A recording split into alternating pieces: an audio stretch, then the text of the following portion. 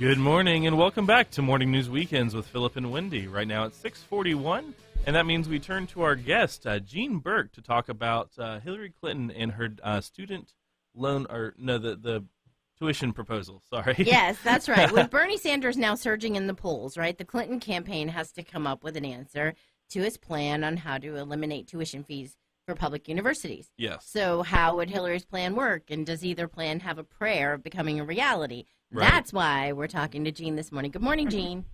Hey, good morning, guys. How are y'all? We're doing all right, and hoping you can answer those two questions, whether you think Hillary's plan is going to work, which to me seems just kind of carrying on with President Obama's plan that he mentioned not that long ago.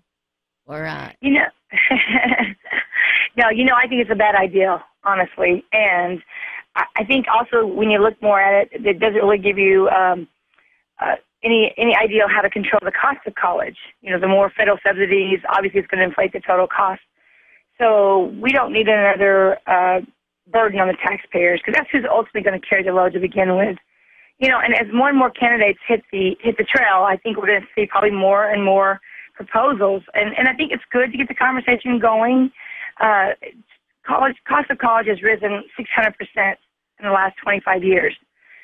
So something definitely needs to be done. And I think that this may be a good start, just to start thinking about it. I don't think this is a very good plan, though. Which surprises me. Now, Jean Burk is an education expert from collegeprepgenius.com. And to me, it seems like this would be something maybe you would embrace, being the kind of, or giving the kind of help that you give. You'd want kids from all over to be able to go to school and not have to worry about paying that large sums. Right. No, I love that idea. I just don't like the idea of who's going to ultimately have to pay for it. Even no interest loans, even if taxpayers, ultimately can lose value of that transaction, because it assumes that the loans are going to be paid back. Kind of appears like the Affordable Care Act in my opinion. So I'm definitely for kids being able to go to college for free or very cheap. I mean, I think that we need to have a preemptive strike, because whether this plan or some other plan comes into play, it's going to be several years anyways. And, you're looking at your sophomores, your juniors, seniors right now, and, what are they going to do? Let's talk about some of the plans that are already out there, that kids can take advantage of. And I think early college is a good choice for a lot of students, getting college credit before you even get out of high school, earning credit simultaneously by either doing some sort of dual credit or dual enrollment. Kids can get some AP courses and get college credit, skip some college courses that they already have. And one way to, graduate early, even CLEP classes are another way. There's just a lot of programs already out there that already work if families know about it. I know most states have some sort of program already. Here in Texas, we have what's called the Texas Beyond Time Loan. Florida has the Bright Futures, which is money from the lottery. If kids, get a certain SAT score, they can actually get their colleges paid for there. And Georgia has something like the Hope Scholarship. So there's already some things out there. I think it's just educating our families, on other ways without having to put a burden ultimately back onto the taxpayers. Jean, thank you very much. Personally, I do agree with you that it's better for students to get, early education as far as college level goes. But personally, I took 5 AP classes my senior year in high school, and the teachers all basically just taught to the test, and I didn't really feel like I learned as much as I do at college level classes.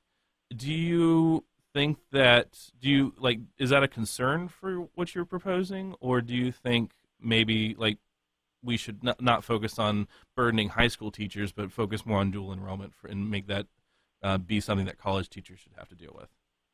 That's a good question. I think AP classes are pretty tough to begin with. 5, wow, congratulations, that's a lot. So there's a lot of homework involved in AP. Yeah. I think AP are great if you already are good in that subject, and you don't necessarily want to take it in college. Just taking it for the test is not necessarily what I agree with, but right. Dual credit or early enrollment is a great way, because it really helps the student get credit for high school and in college.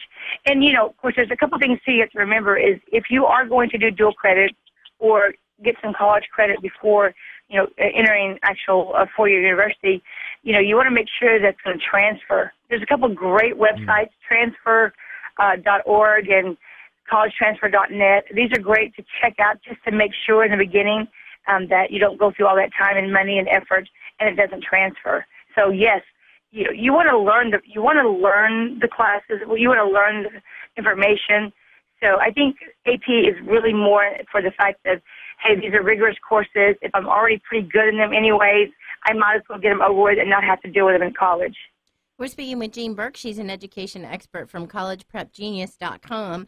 And Hillary Clinton's come out to say that she's going to go for this free college tuition thing and making all these promises. Now, what are parents supposed to do in the meantime?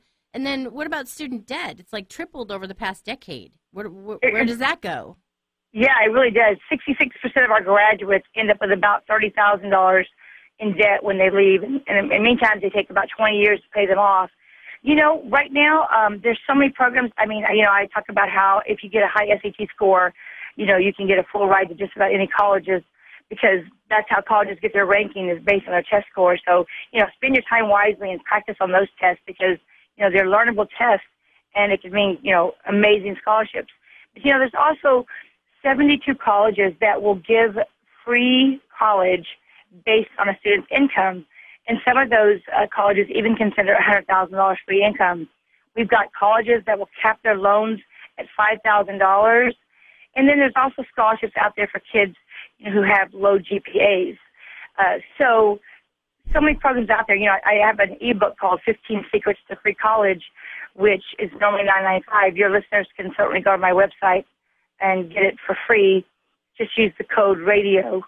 It'll also talk about Eat Your Way to Free College. There's some cool things that you can do there. And even what if you're already in college and you've got debt? What can you do there? Well, it talks about that as well.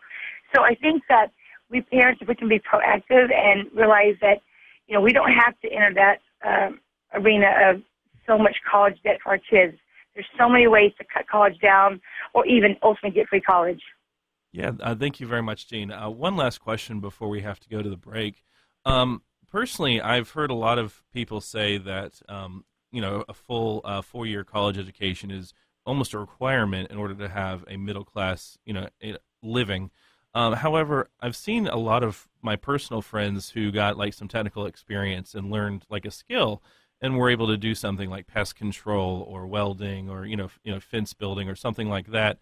Personally, I feel that free scholarship, free, schooling would send those people into four-year institutions instead of like where they might be better off doing something else. Do you think that we should avoid having free tuition, or do you think that that's something that we need to have? No, I think it's not for everyone. I think we do need good plumbers and good mechanics and people who go to trade school. Absolutely. And, even, when I go to Alaska, they have what's called the Alaska Performance Scholarship, and you don't even have to use that money toward a four-year university. You can actually apply it to a trade school. So I think if there are some programs out there, I think kids should be able to choose where to get to use that money. Yeah. All right. Great. Well, thank you very much, Jean, for visiting with us and talking about this. It's a very important part of the conversation, especially during the election season. So thank you very much. Well, thanks for having me. Take good care.